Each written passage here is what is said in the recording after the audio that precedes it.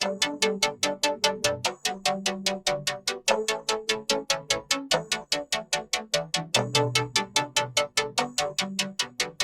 morning to everybody who's seeing us from a distance. I hope you're well and I hope you're having a good day.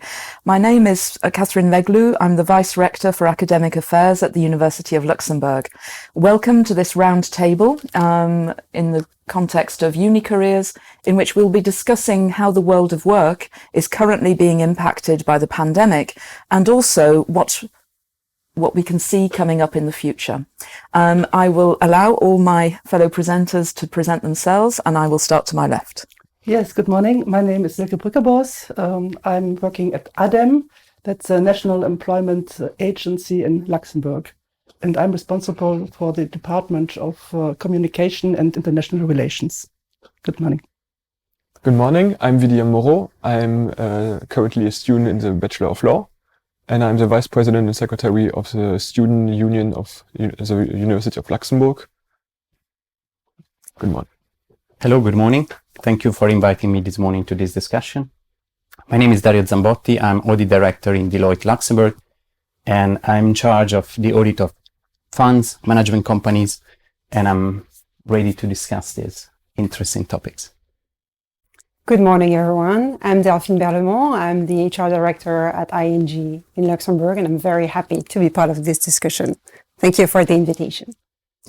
Thank you very much. So we will then start with obviously the big question of the moment and the main question of our discussion today, which is how is the world of work being impacted by the pandemic? Mrs. Brüggebors, in terms of l'ADEME, what sort of patterns can you see for the moment this year in terms of the world of work, in terms of job seekers and also obviously what employers are looking for? Yes, obviously the pandemic was a big shock for the labor market, and but I have to point out that in the times before the pandemic, Luxembourg has a very vital and a very healthy labor market. In February, for example, we had an unemployment rate of 5.5%, which is one of the lowest in Europe, and we had a very sound labor market. But of course, already before the pandemic, we had one big problem, and that is the lack of skilled workers and a certain mismatch of skills, which we can experience on the labor market. And currently, the pandemic has accelerated this mismatch. And the pandemic also, of course, has increased the number of job seekers tremendously. We had in June, for example, we had an increase of overall 30% of the number of job seekers. And regarding the number of young job seekers, when I say young, these are the job seekers less than 30 years of age, there was an increase of over 50%. So this is a very bad sign. Luckily, the trend has getting better, and the big black clouds over the labor market are slowly disappearing since August. Right now, we have an unemployment rate of 6.7%, which is slightly better than at the beginning of the health crisis. And we also see now that companies are reporting more job vacancies to the ADEME. This is also a very good news. Mm-hmm. Thank you. In terms of this mismatch between skills and the actual available employment, does that touch certain sectors in particular? Yes, it does. These are mainly the sectors that are influenced by the digitalization and the automatization. And it is, first of all, it touches sectors, the IT business. It's difficult for some very specialized IT professions to find skilled workers on the labor market. We have almost in some jobs, in some professions, there are 60% of job vacancies where we do not find a suitable candidate, and this is very, very bad, of course, also for the ADEME. But it's also the sectors, the financial sectors. I think you can also confirm that it is not easy to find candidates. But I must admit that the digitalization has also conquered almost all sectors in the Luxembourg business. Also the craft sectors, for example. Now we talk about smart homes and also electricians. They need a certain level of IT skills and new future skills. So we need basically digitally ready electronic engineering skills to be there. Very quickly. Yeah. So if I ask Madame Berlemont, in terms of your own experience in HR, do you find it difficult for the moment to match the skills that you require with the skills of the students, the graduates who are emerging into the employment market? I would really bounce back. You're just saying about digitalization. I think this is really important.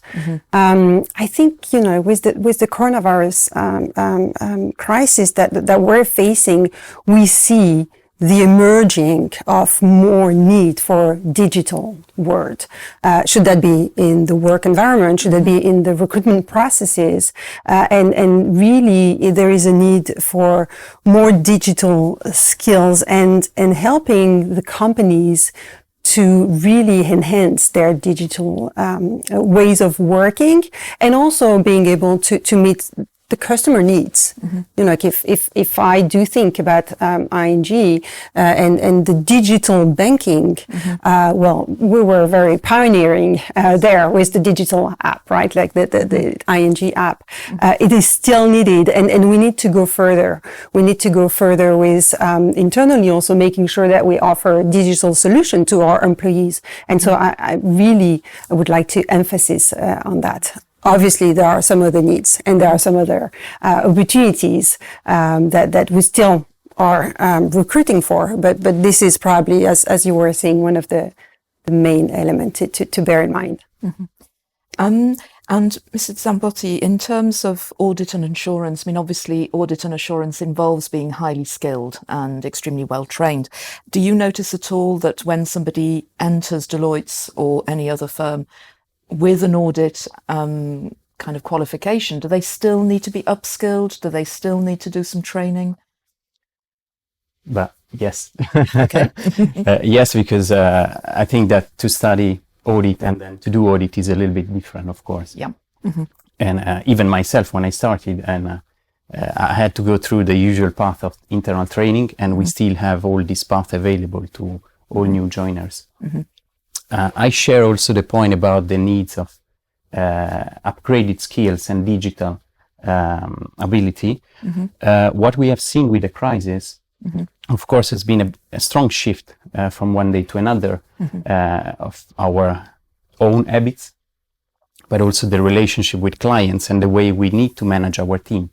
So I think this is also changing a little bit the management style, and we need to adapt to all of this. New way of management and delivery the services we offer. Yes. So back to your question, yes, we have program to close the gap, let's say, between the university formation and what we are looking for delivering the audit. Yeah. And that was already, let's say, digitalized. So we have e-learnings, we have programs that we can run easily from remote, and even for recruiting, again, linking to what was said, we are used to recruit using web platform because we are recruiting from everywhere in the world, I would say, not just in Europe. Yes. Yeah.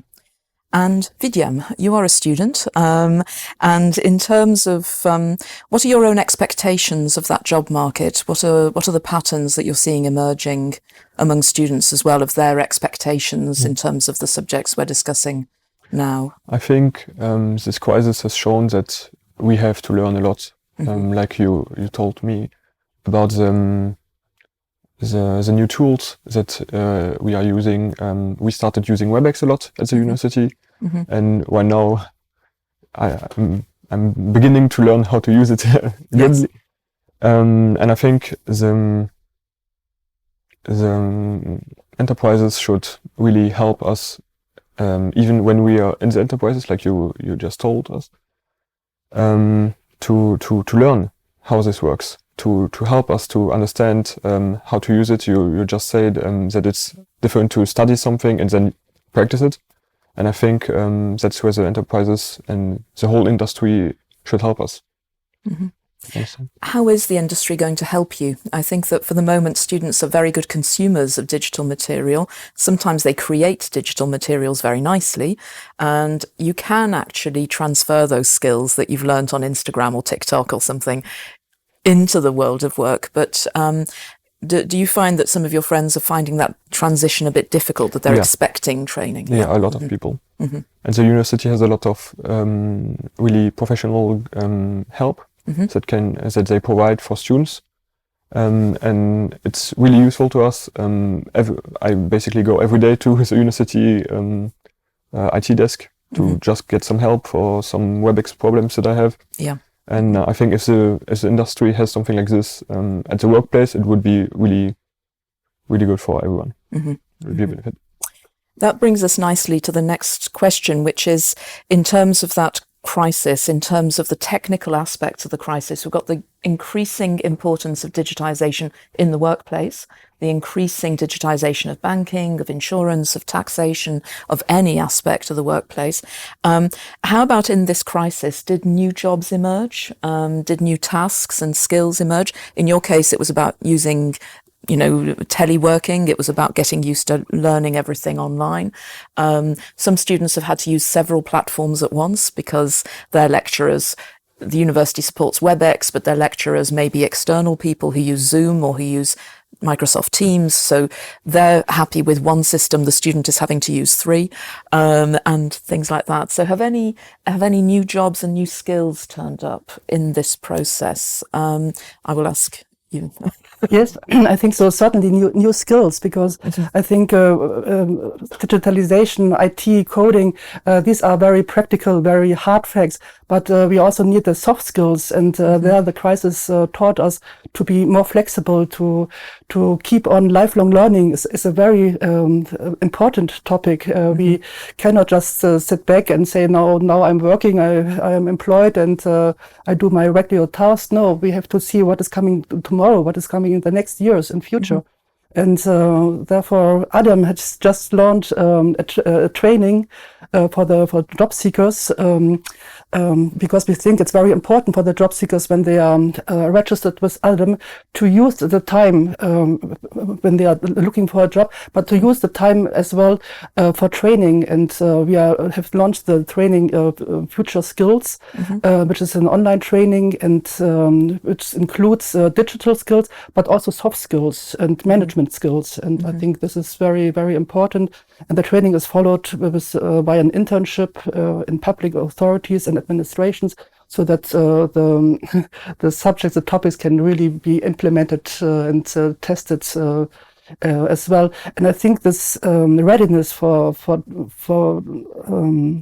lifelong learning and this openness, having open minds and being flexible and to adapt quickly to new situations are skills that the epidemic has taught us. Absolutely. In terms of human resources in ING, have you found that was necessary as well? Not just the digital skills, but those soft skills as well? Completely, I would say, to really echo what you're saying. I think being nimble, being agile, being able to adapt was definitely required. And it was really interesting to see how people were able to adapt in the crisis mode. And also over time, because the situation is unfortunately continuing. In terms of new jobs, to go back to your question, I think for us it's a little bit early to see the emerging of new jobs, but definitely new competencies or new ways of working. At ING, we've been working for some time already now in an agile way of working, so really having the concept of tribes and squads working together, having some tech people with customer experience representatives and with some of the business, really the operation. So we're really able to deliver something. And I think this is really, this was helpful also, that agility to work all together with different people, not in silo, and adapt. And this is really echoing to the situation. Unfortunately, I would say, for me, really, the current COVID situation and crisis has been accelerating what was already emerging before, this new way of working and this need for agility. Absolutely. And Mr. Zambotti, do you find the same thing in terms of... I fully agree. And I think, just to add something, I think diversity is getting really more importance, because the way everybody can really contribute and the way everybody can leverage his own capabilities is really probably the key. And in terms of new jobs, I fully share your view. I think we don't see at the moment new jobs. What we have seen is that we have to shift the duties of the people that were already performing the task. Definitely agile approach is something very, very important.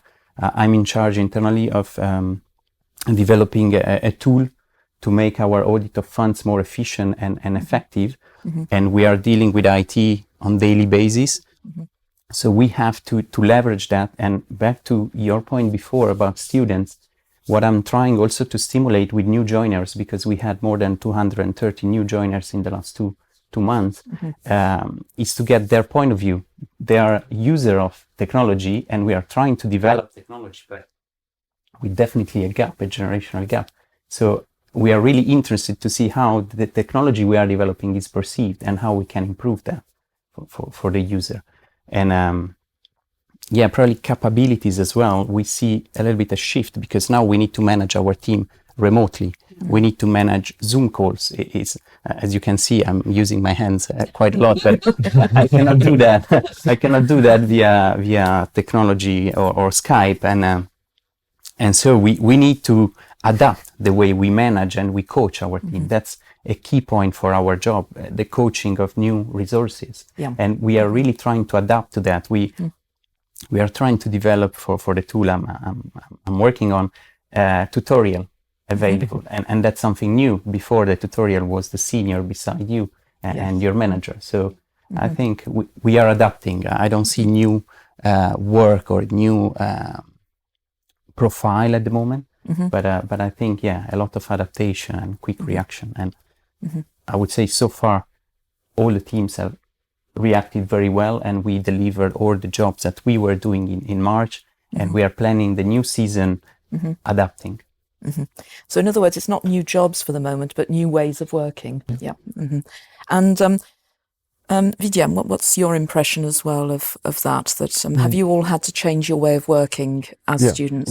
We also had a lot of trainings, and what I heard from all of you is that you all used training, and you in the human resource, you search for people that can adapt for this, and that's what you told us with the generation gap. And I think if we just all together combine each other with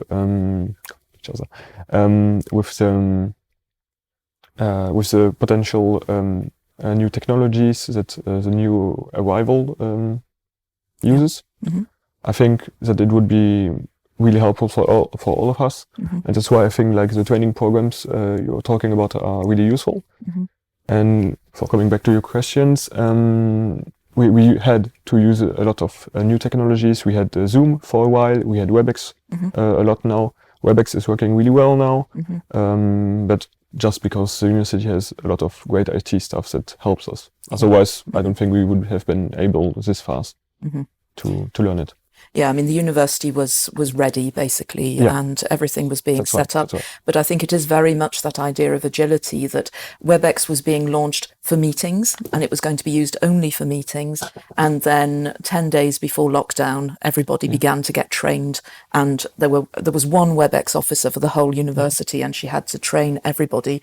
And I had 5 minutes of training, had my first WebEx that afternoon, and that was it. And we had to do that for the whole university. So, and obviously some parts of the university were already using Zoom because they were in touch with or sharing classes internationally, and they said, well, what about using Zoom? And we said, well, we can't support it. We've only got WebEx as a support. And it is that problem of saying to people, there's the agility, but there's also the reality of what we can support technologically. We've got IT specialists, we've got that infrastructure, we need to work with them.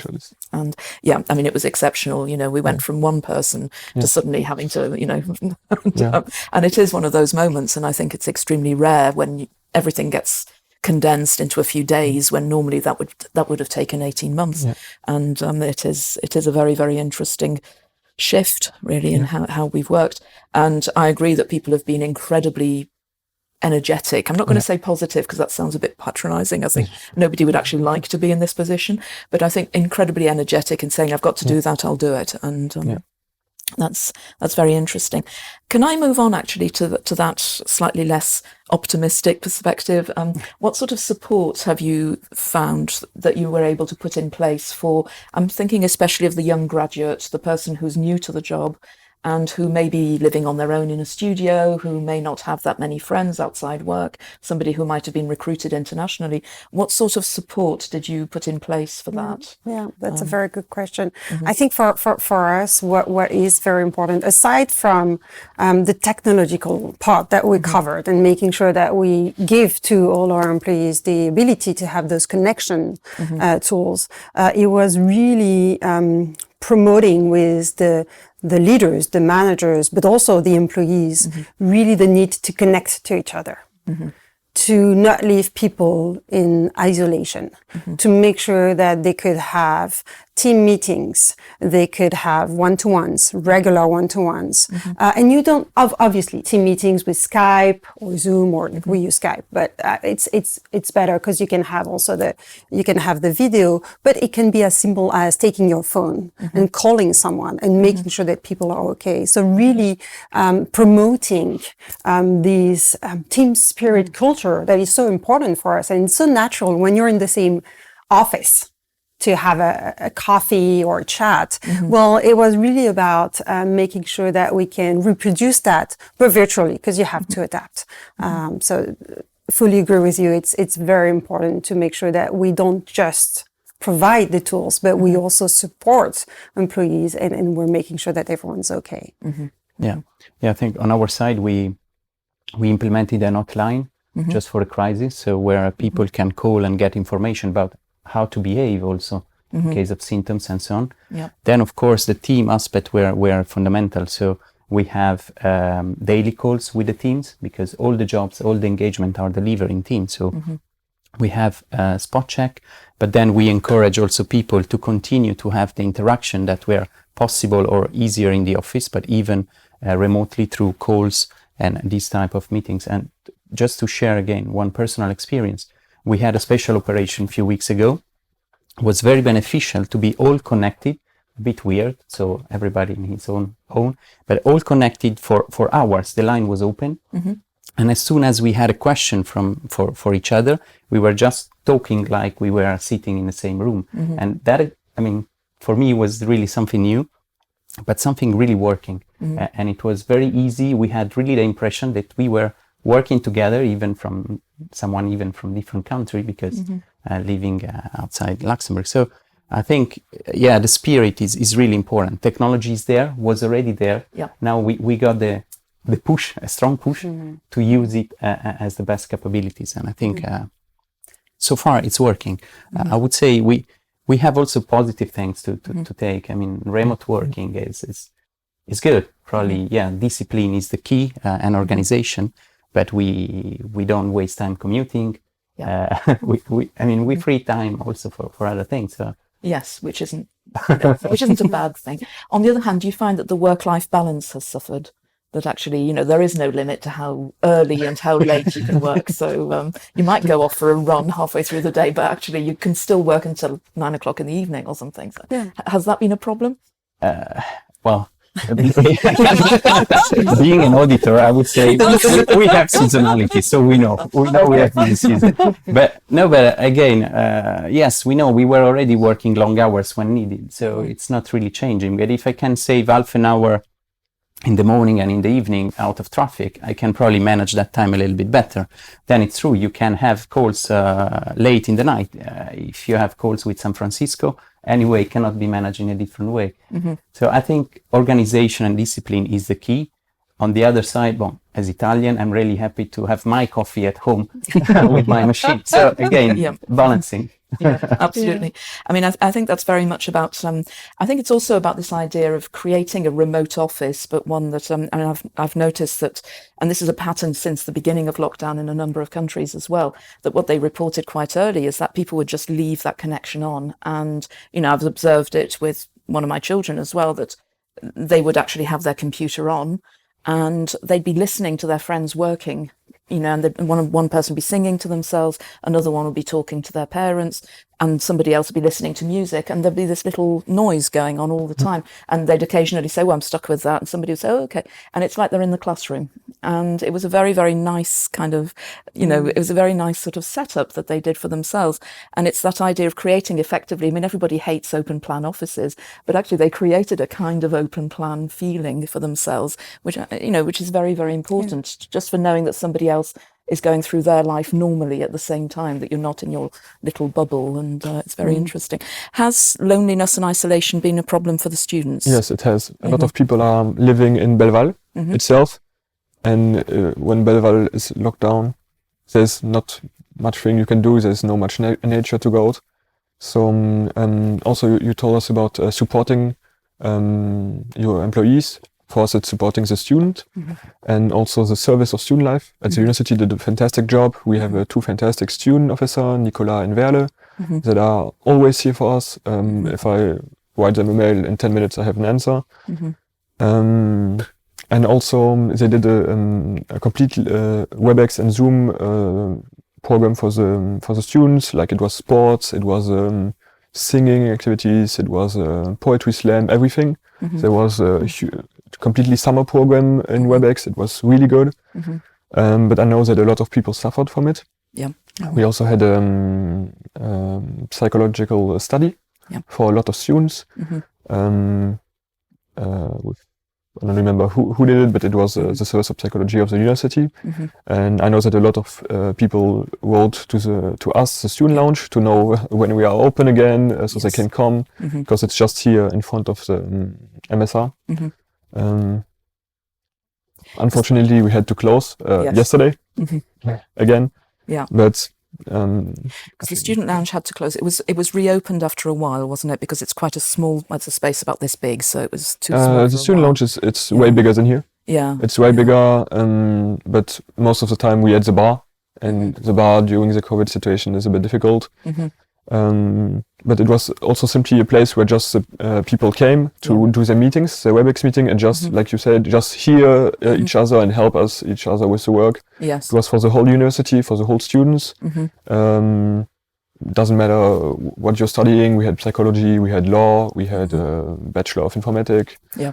We had some master people, but yeah, we had to close. And that, I think this will be dramatic for all the people living in Belval that can go out to the student lounge again. We're trying to open up the rooms on the first floor. This is a bit more technical, but we're trying to open up the rooms on the first floor as well a bit more, so that we'll have big rooms that people can just do exactly that in. It won't be the lounge, but it will be this setup where people can sit and informally listen to a remote class, be at a safe distance from each other. And also, of course, the library won't close. It will carry on. So, but a lot of people don't know that there's the first floor in the MRU where they can go to. Yes, go to the first floor of the MRU. We need an arrow, but that's true, as people aren't there. You know, we have to sort of send GPS technology. I don't. But it is a very, very good point, because for the past 14 years or so, a lot of universities have created what they used to call student social learning areas, and people would sort of say, what is that? You know, they're just going to sit with a coffee looking at a film, you know, and there were all these problems about IP, you know, and if somebody's looking over the shoulder of somebody else who's watching a film in a student social learning area, are they breaching copyright? You know, all of those concerns. But actually, it was meant to be an innovation in learning. But in the post-lockdown period, when it was more open and we were doing these hybrid modes of teaching, now you can see it actually really working, because it isn't just socializing. This is about something else. This is about learning together but separately. And it's a very, very interesting development. And it's, again, it's not come overnight. It's been a development from what people thought they could do with digital technology into something very, very different, which came in just in time, I think. Okay. Any recruitment trends for 2021? I'll throw that in. Well, it's very difficult to predict, and I don't have a glass bowl to look into. But the recruitment trends, as I said before, it's all about agility, digitalization, and yes, being ready to adapt and to really be proactive on the labor market. So, what we can see is that, of course, we do have bottleneck vacancies in a lot of professions. So. Just take a look at the Adam website. You find out what is currently needed. For example, these are not only high qualified positions. For example, we also the business, the companies are looking for secretaries. They are looking for kindergarteners, childcare, school teachers. Accountancy is a very a big profession where companies are looking for qualified people, and it's important to look for the trends and to be ready to adapt. And what we also can see, of course, healthcare is recruiting very much, especially in this times. COVID has made clear that there's also a need for healthcare, people working in hospitals and old people, homes for old aged people, and doctors. And it's difficult because the reservoir in the greater region in Belgium, France, and Germany, it's getting very rare also, because there the qualified people are as well needed. So I think companies are also look about qualifying and upskilling their people. It's very important also. And we can see also in times of crisis, companies still reported vacancies for apprenticeships, and even because right now it's difficult to predict where's the business going to be next year. But still, I think a lot of companies have realized that it is important to train their own staff members and to be able to close this bottleneck professions. I think it's very important as well that with us, we found some jobs became a lot more important than others, and some posts that hadn't been invested in for a long time, suddenly we had to invest in them very fast. Have you found the same pattern? Have you found the same issue that actually you've had to recruit in some areas that normally you wouldn't? Not necessarily, I would say, to be very frank. I think there is a couple of things. Obviously, we don't know what the future is going to be. And 2021 is, I would say, not under the bright light for now, but we'll see. Hopefully, it will get better. I think we still have to be cautious in the way we recruit. In terms of what's behind that is making sure that we can maintain employment. That's super important. But still, we have some open position, and we're continuing to recruit. I think the activities are still there in a lot of sector. In the banking, you still need a bank, so you still need the operations. You still need the same activities. Obviously, we are reviewing,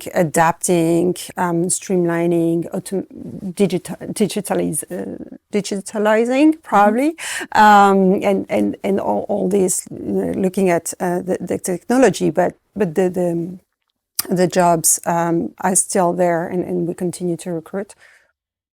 Probably not in a fast pace or fast growth pace, unfortunately. Yeah, I think I share. What we have seen, we have recruited now 240 people, more or less. Yep. And the same figure as last year. Most of them were recruited during the crisis already. So, and for next year, again, as auditor, we do not foresee a specific decrease in the business. Of course, there are more difficulties on the market, and our clients are going through difficult times. So we are there to assist, and we need to, of course, to cope with that. Again, I don't see really new position. Probably what we need to look for is more, again, diversity and ability to adapt. And we have put in place all the adaptation and all the tools to help new joiners in order to integrate. We have welcomed 100 new joiners in October. We had short introduction physically in the office to provide hardware as well. And then we had activities in the afternoon remotely, so virtual activities, but real team building activities. So not really related to the job itself. Because I think it's a very important part of the job, the team spirit. So we are continuing. Again, we are adapting, but still keeping the same approach. And I would not predict a strong decrease in recruiting on our side for next year. Then, of course, probably there will be services that will be more demanded on the market, and other that probably have less requests. But I prefer to be positive on that, honestly. Well, it all sounds very good. I think that probably brings our discussion to an end, but I thought it might be quite nice if each one of you had perhaps something that you would like to say to the students and to the job seekers who are watching this panel. I think I will ask you to say first. Yes, I just want to come back to your point. Don't be negative, because there are new opportunities in future, and there's a very challenging future, and I think it's Luxembourg's labor market is very international, very vital, and it's very good to just keep eyes and ears open to see where there are opportunities, even for job beginners, people who have just finished their studies or their education. Just try also to get as much experience, professional experience as possible. Maybe also look outside of Luxembourg, because there are also opportunities in other European countries or even overseas. So, but there are different ways to get the first step in the labor market, and it's as you said, it will be the jobs will be needed in future, and accountancy, auditing, financial sector, so all the service sector. So there's no fear to have in future. Absolutely. Madam Berlemont? Of course. I totally agree. I think it's very important to cultivate your energy, cultivate your adaptability. Make sure that you look for a job that will interest you. Having employees who feel engaged, motivated by what they're doing is very critical. I fully echo the need for professional experience. If you can have apprenticeship, internship. Make sure that you seize the opportunity, and every experience, should they be professional or extra professional, being part of an association or having done a project is a plus. So really cultivate this and make sure that you can share that with the recruiters. And I know that the new generation is fully connected. So I would say stay tuned, because we continue to be fully connected with even our interviews, processes and tools. will definitely be there. We are still there. We are there, and we'll continue and make sure that you can make the most of it. Mr. Zambotti? I agree. I think Luxembourg has a lot of opportunities. So you're in the right place. Leverage your skills and your passion. I think that's really important. That's what I'm coaching with my kids. Cultivate your passion and go for that. And leverage your experience, because the experience you're having during your studies with technology, with everything, do not underestimate them. They are really appreciated on the job market. Mm-hmm. There are opportunities. So don't put limits to yourself. That's my advice. And Vidiam, I will give you the last word. What's your message to the students, graduates, and of course employers who are watching this? I think I can talk more to the students. Mm-hmm. Yeah. I think it's a difficult time for everyone. All the association and the entire university service, all of the student life service is there for you, to help you. If you want to join an association, it's time. All the associations work remotely and can support you in your daily student life. And yeah, I think that's everything I have to say. Well, that's great. Well, thank you very much indeed. Thank you, everybody. Thank you very much indeed for your participation and for your ideas. Thank you. Thank you. And thank you very much for watching. Thank you very much.